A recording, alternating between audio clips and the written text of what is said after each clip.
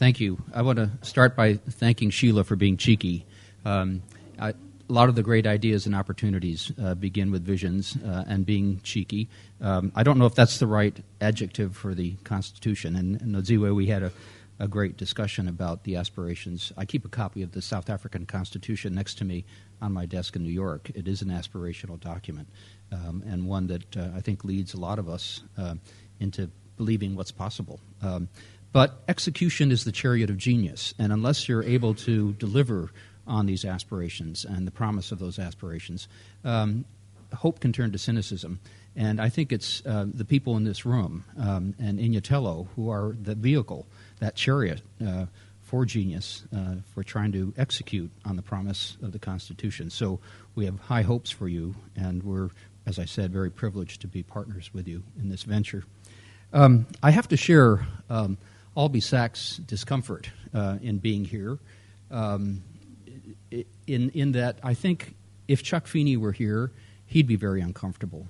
It's not in his style, nor has it historically been in its Atlantic style, to keep hearing our name repeated. Thank you very much. It's very appreciated. But Chuck is often said as a show me, not tell me kind of guy. And we have put together this book on capital projects because Chuck Feeney, our founder, was very interested in tangible vehicles for the genius of the people who inhabited those vehicles.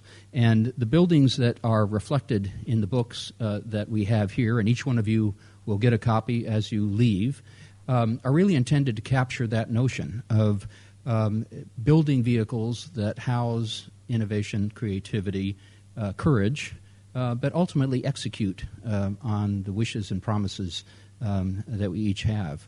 And so it's with mixed feelings that I'm here. On the one hand, we're an anonymous organization, and here we are touting what we've done.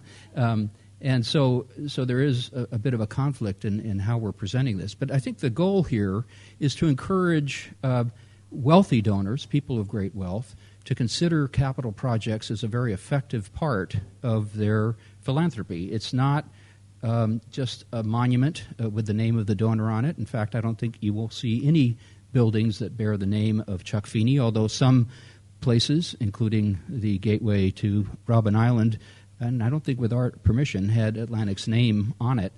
So there are, I think, 2 or 3 such places in the world, which is probably not a bad result for over about $2.8 billion of capital projects that we've invested in over the past 25 years.